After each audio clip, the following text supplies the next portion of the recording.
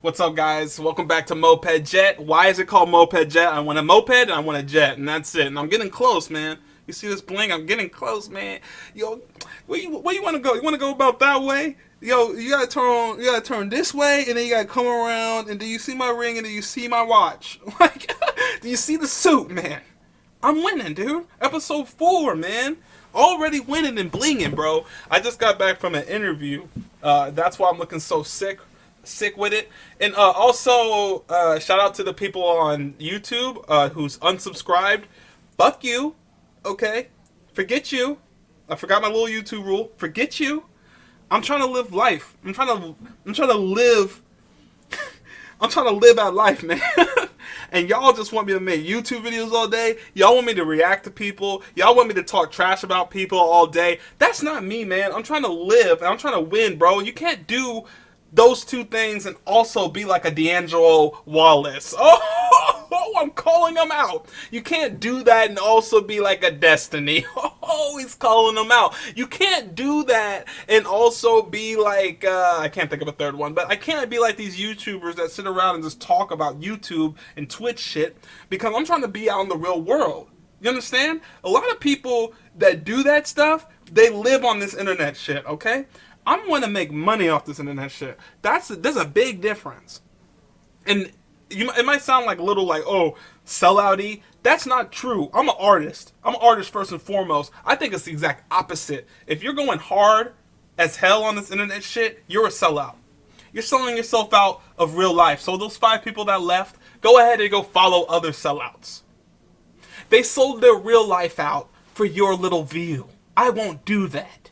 Okay? I have a little bit more integrity than that. I'm out here trying to do comedy. I'm out here trying to do music and albums on the way. Keep it, watch out for that. And I'm trying to get a job. I'm trying to get a job because I'm tired of working these temporary jobs. That's what my career has been so far. My first job was a contract job. My second job was a permanent job. I was mixing up that cannabis. I worked at a marijuana plant. And yes, I'm going to do this the whole episode because you got to see the bling, bro. I worked there. That was permanent. I had benefits there. But this next job, this job I have currently, doubled my pay. And I was already making great money at the marijuana place. So now I'm making double money, bro. And this job that I just interviewed for, do you see me, bro? If I get this job, bro, this will be like my t-shirt. This will be like, oh, I'm just lounging around. You know what I'm saying? This will be my normal. I'll go to sleep. I'll take baths with my watch. This is all gold, by the way. Solid gold. I ain't gonna get the paperwork out. You know what I'm saying? Y'all couldn't see it anyway. This is a podcast. Let me calm down a little bit. I like the energy that I have, but let me reel it back a little bit. Let me stop bragging about myself. The suit is changing me. Is Venom symbiote in here somewhere? Like, it's changing who I am. Outwardly and inwardly. Innardly. Dude, I did comedy last night, dude. I don't know if the set was... I'm getting to a point where I'm realizing but I always want to say comedians like comedians. I want to say comedians. I don't know what's wrong with me, but that's what I want to say. So every time I say ka and then median, I almost say comedian. So me and the other comedians, they've told me, because I was like, dude, I'm doing decent, but I know I'm going to bomb, and I don't know if my ego can take that bomb. And they kept telling me, like, bro, good, bad, bomb, blast, doesn't matter, dude. It doesn't matter. And I used to think, like, what are you saying, dude? Like, but I get it. Like, last night, it wasn't a bad night. It wasn't the best night. My best night is still, like, I think set 9 was my best night, I believe. And I stopped keeping count of my sets. But... yeah, like, I was just up there doing my shit. And yeah, I heard laughs. But before, this is the first time I did my comedy and I was just doing my shit. I was just going to go through what I thought was funny, the jokes I wrote down. I was going to deliver them the way I thought was funny. And I just kept rolling through it. It was actually a really well-organized set. These open mics, you get 5 to 8 minutes. And I stopped right at the 5-minute mark.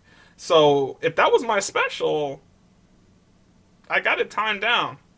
So I got to start recording 5-minute specials. So yeah, that was really cool to see the time management. I can manage jokes. I don't meander. I seem to get to the punch. it pretty well. People seem to like me. Some people do, some people don't. I haven't had a bad set, but I haven't. But I this is the set I noticed that it doesn't matter because I didn't care. Like I was just doing my thing. I was just having a good time, and then I was done. And yeah, I heard people laugh. Yeah, there were some jokes that didn't go as well, but you know, I don't care. I didn't care, and that felt good. That felt good. Yeah, it all feels good. It also feels good. I'm working on my album. It's done writing wise, which is always the biggest hump. I don't know if you make music, listener, but as someone who makes music, my creative process, I like to write the album out. I like to find the instruments, the instrumentals, if I'm not making them. I like to find them, sequence them, and then write to them. So that whole first, those three steps can take anywhere from a month to 2 years. So that's just the reality of my creative process. So I'm actually very surprised that after dropping my cassette about 3 months, 4 or 5 months ago, I'm already sequenced my next project, wrote my next project. It's done. Now it's the downhill stage, I call it, because now it's just me waking up every day or whenever I do it, hitting the microphone like a speed bag, just laying my vocals. Like this is the vocal phase. I mix and master at the very end. I just like to get all what I say. I get the building blocks in order. I get the verses laid, the chorus laid. I usually hold off on ad libs because you can get lost in trying to find the perfect ad lib. So that, in my opinion, goes as well with the mix and mastering because it's not as intensive of a recording process. So yeah, and then after I record and lay the vocals down, it's just mix and master time, and then the fun stuff starts happening, like the album cover art, the promo, music videos, which I haven't done in like 10 years. But yeah, this project, I'm looking forward to finishing it because I'm exercising and flexing a writing style that I've always wanted to do, but I always get lost in the sauce when I write music, and I just get into my lyrical miracle bag, and I always go like, okay, so for a while, my philosophy to hip hop and rap and music was if you're not saying anything, and if you're not at least doing it clever, then why do it? I've changed kind of with the audience because the audience doesn't seem to care about talent and cleverness. They just want something they can bob their head to, that they can play when the aux is on and everyone agrees with. So I've switched my writing style to be a little bit more digestible, not be so more for the hip hop ear, the lyrical ear, and it's sounding really cool. The album kind of rolled off the tongue when I did that. I call it the Ernest Hemingway approach. I don't know if that's the correct author. I just know that one author was known for his not being so romantic, not fluffing it up with metaphors, similes, descriptive. He would be like, the boat is on the water, period. The man is sad, period. So I'm kind of like taking that approach to my music and just writing what I want to say rather than trying to layer it, code it. And yeah, some of the things I am saying are pretty harsh. Some of the things I am saying, for me, I don't like to be confrontational in real life, but I don't care my creativeness. Because if you're not being a little bit offensive with your art, then why are you being an artist? But artists are supposed to challenge the norms, not blend into it. So that's my opinion on art. So I'd never been able to completely take off the gloves when I write my punches in my music, because I know some of my punches are for my family, some of my punches are for my friends, some of my punches are for my loved ones and close people and business people, you know, people in the past that have wronged me and maybe not know that they did, but it has bothered me all this time. And so I feel like now that I'm 29 going into my 30s, I need to write the album. I was always thinking, I'll just save this material for when I get signed. I'll save this material for my sophomore album. I'll save my best songwriting material for after I'm signed, drop a debut album, and then the sophomore slump is what they call it, when an artist drops their second project and it's not as good as their first, and usually begins the trajectory downward in their career. I would keep all this material to avoid that from happening. Now, there's a big problem with that. I have to get signed first. I have to be recognized as a major artist first. So I've been holding and sitting onto all these feelings and emotions kind of for that, which is not healthy at all. I should have said half the stuff I'm saying on this album a long time ago, just to get off my chest, just to start a conversation with some of these people. But I'm saying it now. You know, that's all I can say is I'm saying it now, and it feels good. It sounds good. I made sure to make the album sound good at least. And yeah, it just feels good, man. And I'll say this right now. If anyone hears anything and they think it's to them, this is the thing with how I wrote the stuff that I'm saying in this album. If it feels like it's to you, it's to you. If you're like, what the fuck is he talking about? What you don't then there you go. It's not for you. But if you have even an inkling, because I know some people are gonna text me, DM me, hey, is this song about me? Hey, when you said this, we talk about this one. Yes, I was, motherfucker. Yes. A million times yes. Now, don't say sorry now, because that was when I was 21. The ship has sailed, and it's landed in a whole different dock now. Okay? So let's not try to... This is how I'm dealing with it. Don't try to like, oh, let's meet up for drinks now. Let's go on vacation, bro. Let's go to Las Vegas now. No. Nah. I was depressed. I was sad. I'm not anymore. And I'm not going to go back down that road. To meet you there and try to rekindle all those feelings. I put it on wax. Okay? I put that on print. I put that on, well, you can't even say wax anymore. I put it on wave. Put that shit on wave. .wave. Put that on SoundCloud. It's on Spotify. It's on stream. I put it on stream, boy. If you want to hear my true feelings, it's on stream. No, but yeah, I'm saying a lot of stuff that I should have been said. And it's a great album. And I think it's a great platform to develop off of. Still gonna be making music.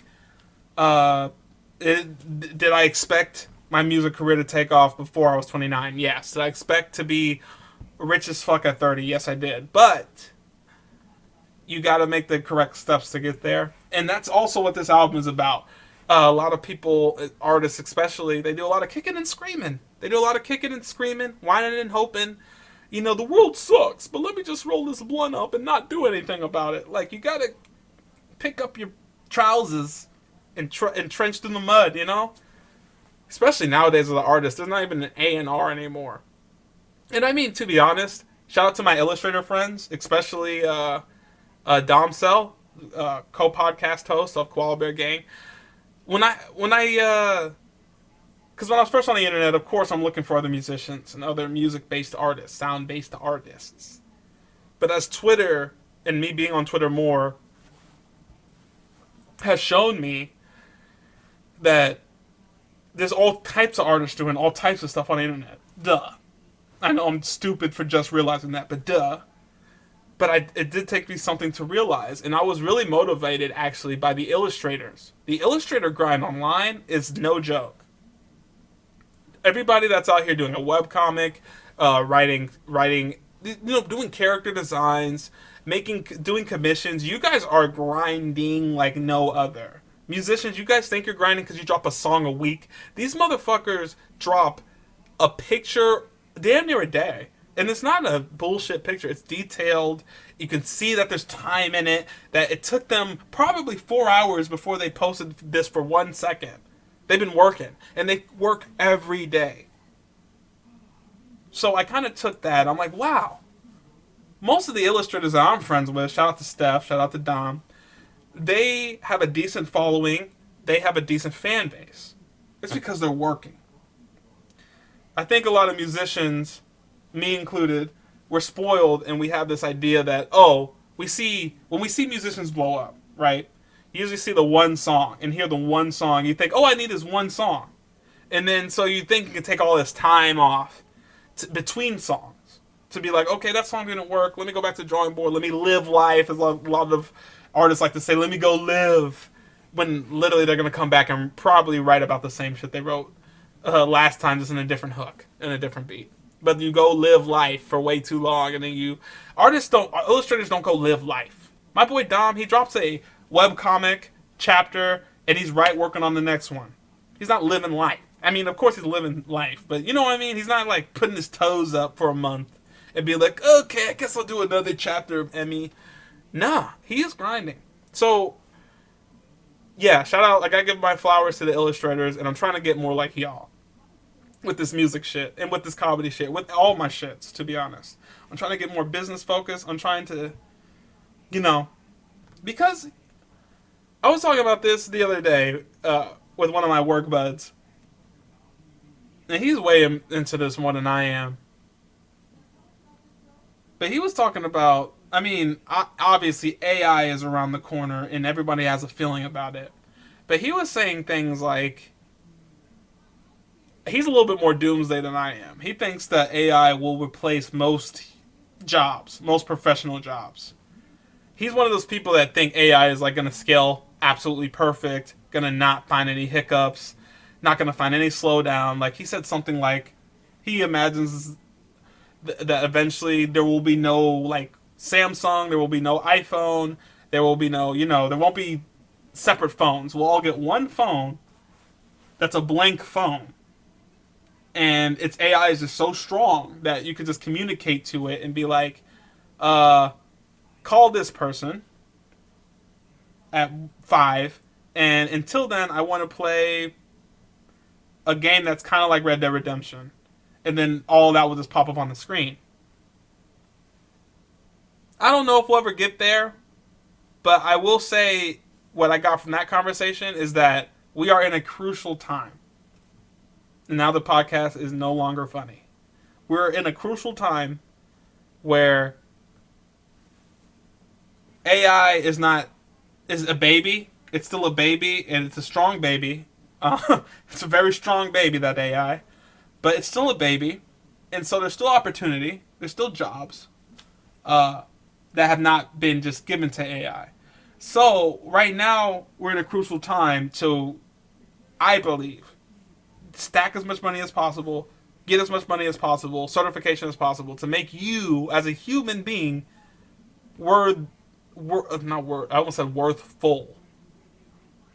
Useful. On paper and in experience. So when the AIs do come through, you cannot be replaced. Now, maybe I'm paranoid too, but that's where I honestly think it's at. And so I've been grinding hard, rocking these suits, rocking these interviews, doing these podcasts, doing this music, because I just feel like if I can get one bag to put me ahead of the game economically, I can kickstart my plan into turning that to millions and having a safe haven and being away from all this bullshit. If AI does comes, my kids won't have to worry about it. Their kids won't have to worry about it, yada, yada, yada. So that's why I'm working really hard. I mean, I should work hard anyway, but it just like hit me one day because I was kind of like I wasn't a loser per se. I just wasn't trying to win. So I was doing the bare minimum. But then it just like hit me at like 25, 24, like I gotta kick it in high gear. Life is not a joke. I got at least 40 more years on this planet. Am I just gonna sit around smoking weed and playing video games at my mom's house? Or am I gonna play the game and stake my claim in this earth and really go get it? The latter sounds a lot more fun. And I've been having a lot of fun doing it. Man, 20 minutes went by, huh? Me just talking and talking. This suit really brings something out of me, man. Plus the ring. I got this ring for almost free. There's a guy in the mall who has a business that's not doing well, and he just gave this to me. I was considering getting a ring, and he was just like, all rings are 50% off. And then I was like, I don't know, man. I don't know if I'm a ring guy. He's like, if you get that ring right now, I'll give it to you for $2. And then I was like, all right. Like, I mean, for $2, like, come on, like, yeah, it's probably fake as shit. I'm gonna have a green ring on my index. Yo, the difference. I looked up the differences with rings. That's really weird. And this is the last thing I'll say. There's so many differences based on where you put your ring. Like right now, because I went to an interview, it's on my left index finger, which apparently means that I want to be powerful, but I know that there's a place and steps to take to be powerful, so I'm willing to listen to power.